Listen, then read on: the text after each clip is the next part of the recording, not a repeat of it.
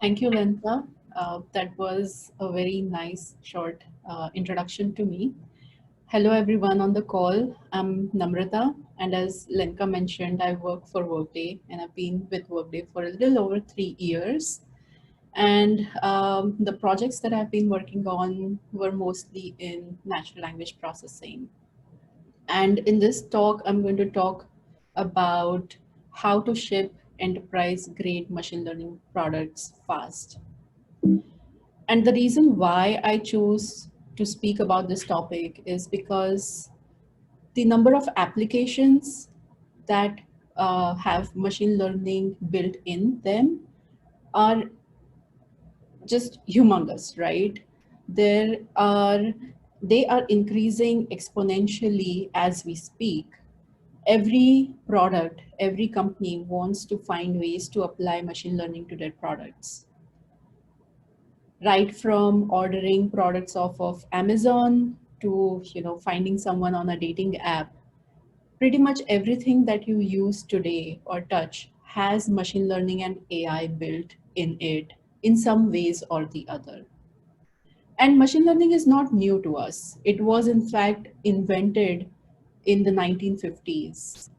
But then why does machine learning find so many applications today?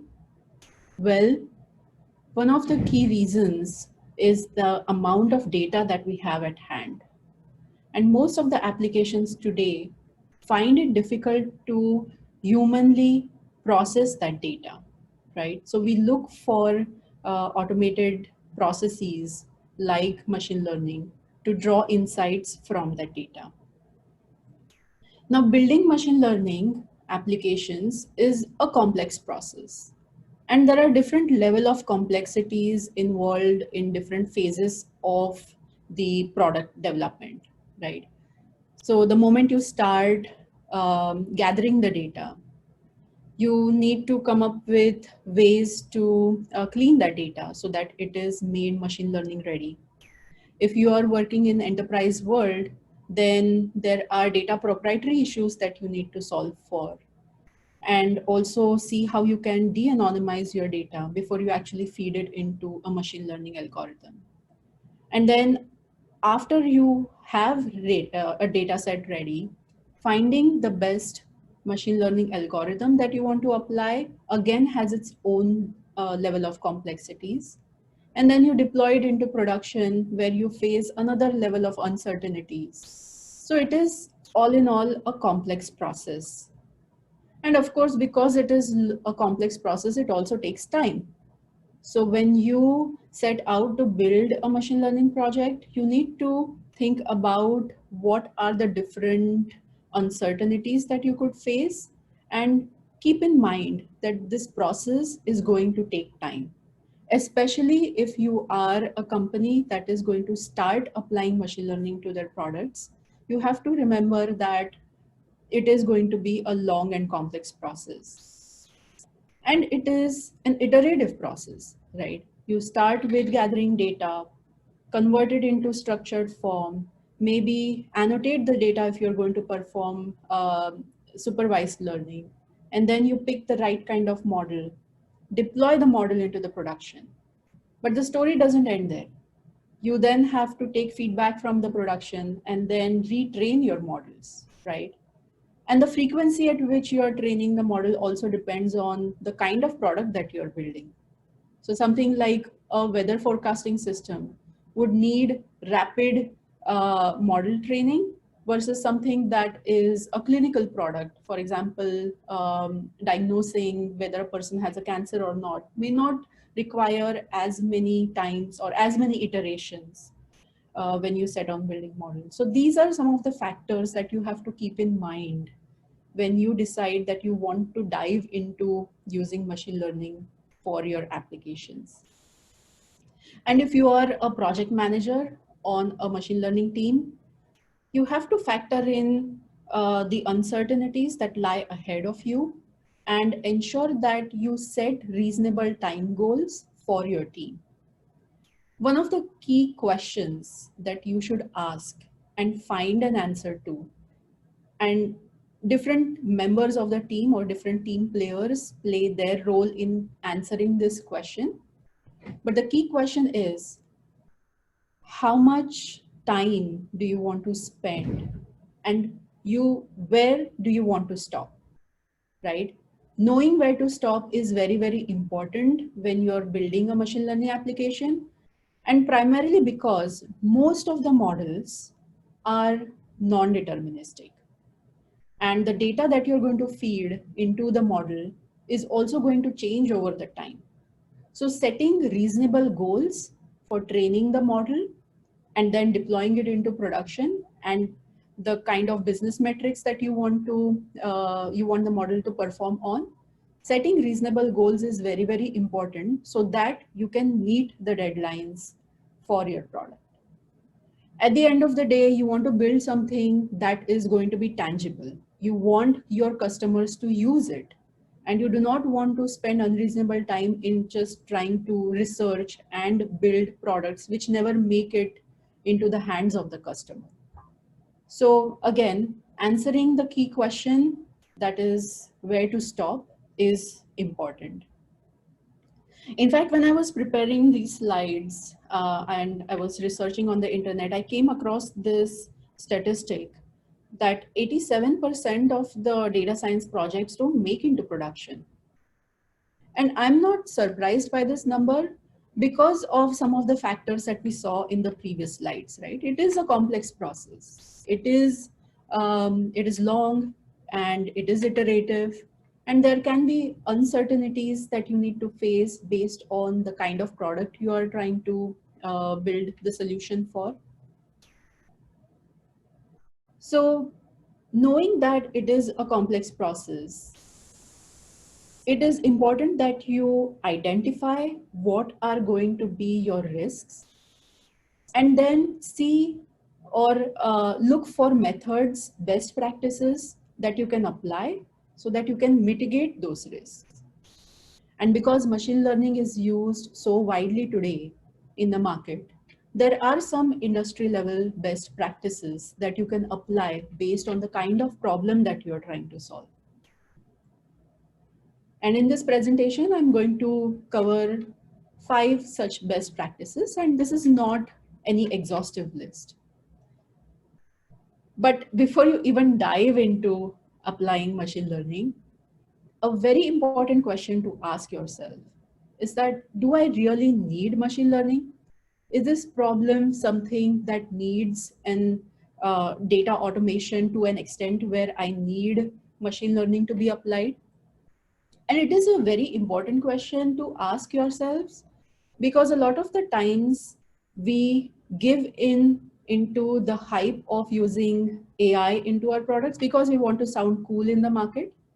But then we have to be realistic and know whether it is really important for us, and at the end of the day for the business, to uh, to put machine learning into the products, right? And now we'll dive into the the best practices that can help you answer some of the key questions that we saw in the past. And whether you need machine learning or not can be determined by one of the best practices, and that is determining what kind of use cases you are solving for or you're building the product for. Now, those of you who are from the computer science background or who have been in the software development industry have an idea of what use case driven software development is, right?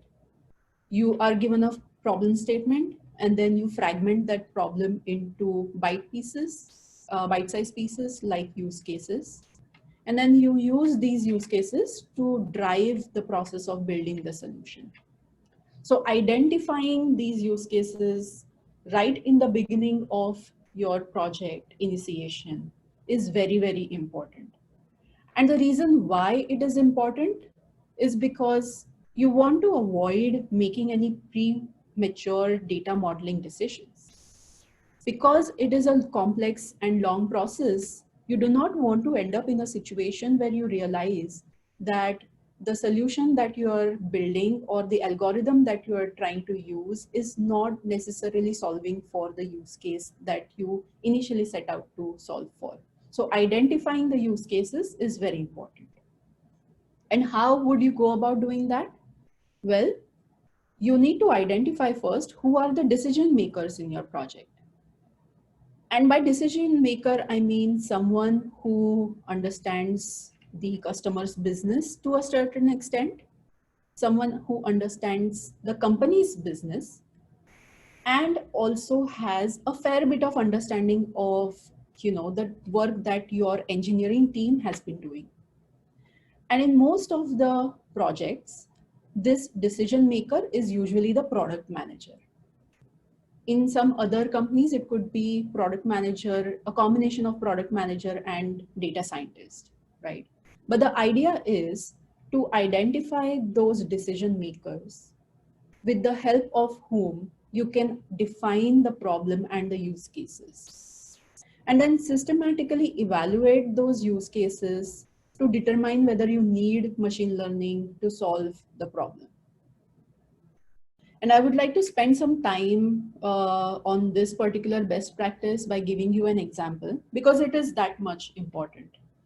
So I was working on a project where we were given different use cases, right? So one of the use case was from the talent product within Workday's suite of products is to find a matching candidate for a job requisition. So talent product is used by recruiters where they search for a skill that is required to fill in the job requisition, and then there are certain applications that show up as a result of the search query, and then they assign those candidates to the job requisition interviews.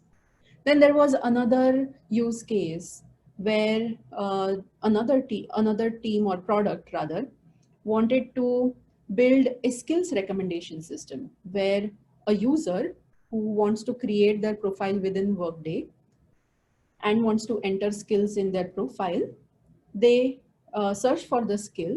And when they search, we not only show the skill that they search for, but also skills that we think might be related to the search skill, right? So here in this example, let's say a user searched for MongoDB to add to their profile, and then there you see the list of other skills that we think might be related and we think you might know and want to add to your profile. So on doing a study of these use cases, we realized that skills is a common currency. And we wanted to build a skills ontology that could be used for solving these problems. And we looked at the amount of skills data that we had to deal with. So we wanted to build something that was generic and could be used across multiple customers. But then we know that this data is represented in different forms across the different customers, right? So for example, if somebody says, I am skilled in programming in Java, somebody else might say, I'm skilled in Java programming. Or somebody else might say, I'm skilled in Oracle Java or Sun Java, etc. Right? So the way Java is represented across different tenants is different, but we need some way of canonicalizing for that skill. And by canonicalizing, I mean finding one representation for this set of synonyms. And we quickly realized that the amount of data that we are dealing with is so large that it's humanly impossible to run clustering and find and annotate and find canonicals for these different clusters. So we then decided that we want to use natural language processing techniques, and that's how we determined that we want to use machine learning to solve this problem. So moving on to the second best practice. And now these best practices are not in any particular order. All right, so second best practice that I'm going to talk about today is determining the evaluation metrics that you want to use for your machine learning model. And when you set out on determining those metrics, you have to keep your business values in mind, understand what business values are you trying to optimize for, and then design your metrics accordingly, right?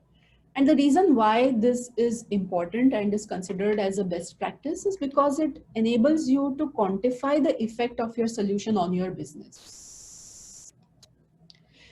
And the way you would go about doing it is, again, try to work with the decision maker, which could be the product manager or sales team, whoever you identify as decision maker, and then come up with key performance indicators for your business solution.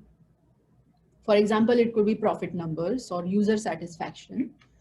Depends on what product you are trying to build, right? And once you have those KPIs in hand, think about what are the metrics that you are going to use for evaluating your machine learning model so that it optimizes the business values. Let me explain myself by giving you an example.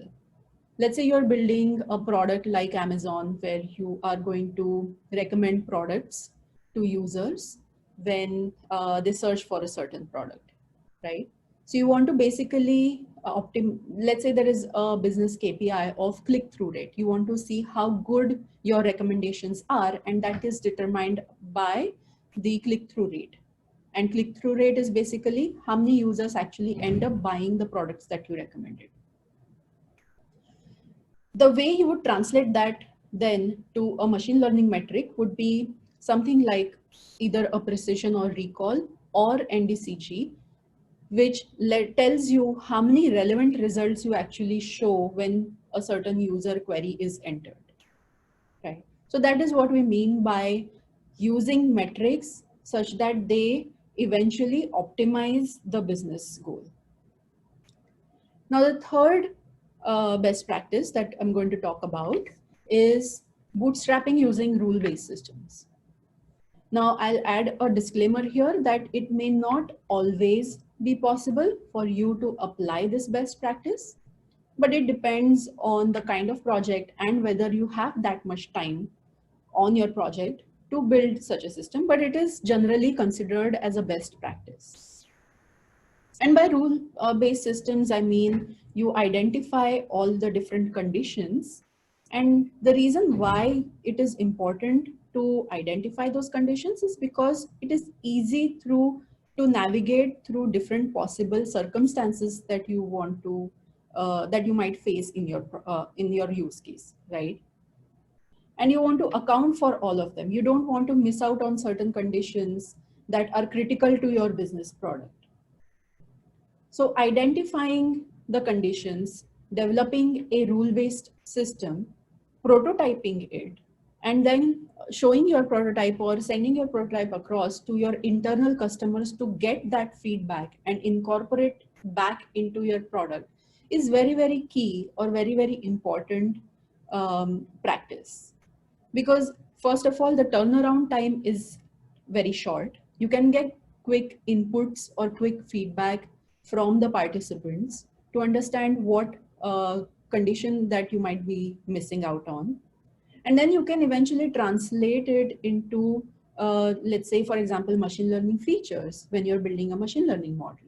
So this is a quick and easy hack into building a machine learning model, provided your team has that much time. Now moving on to the fourth best practice that I'm going to talk about.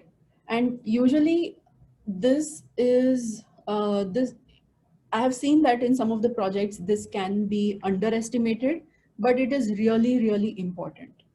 And that is active learning using human in loop. So what is active learning using human in loop? It is basically augmenting your training data iteratively by bringing in humans to annotate that data and then training the model on that data, right? And the reason why we want to do this is because labeling large data sets is, first of all, very long process. And if you want to deliver something in reasonable amount of time, you cannot really afford to spend that much time in labeling a huge data set, right? And then secondly, it can be error prone. So you don't want your models to become biased or error prone because you started with a large data set and started labeling a large data set. So how do we solve this problem? How do we involve humans? Again, going back to the topic of decision maker, you've identified a decision maker, you've identified annotators for your data set. The next thing you want to do is write some annotation standards for the humans that are going to help you with labeling the data by keeping the business use cases in mind.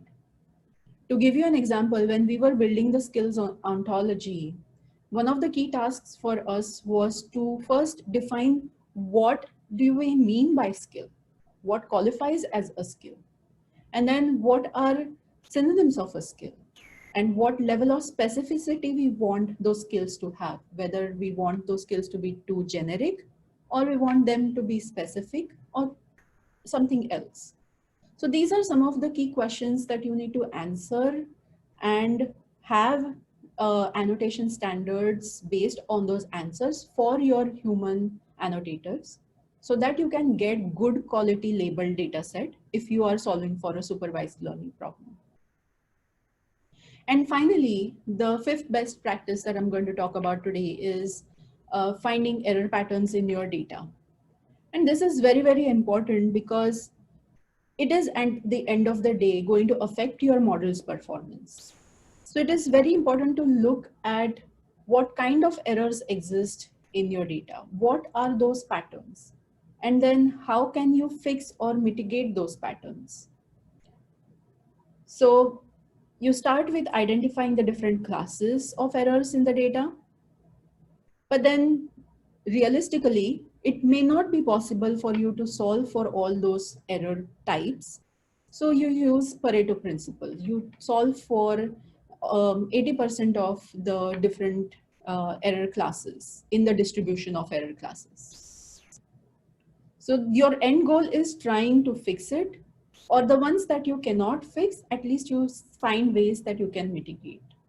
Again, to give you an example, when we were working on the creation of skills ontology, the different kind of errors that we saw in the data was, spelling mistakes, sometimes jumbled words, plurals, sometimes present participles or past tense participles, and so on.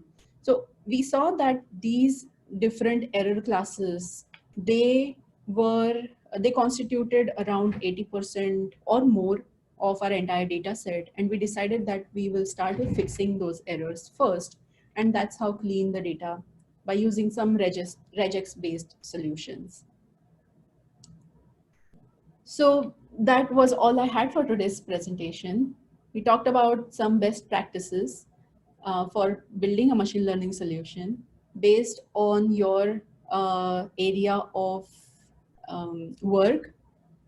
The kind of best practices that you have may be different from what I just listed, but these are the general best practices that I have learned from my experience in machine learning and data science.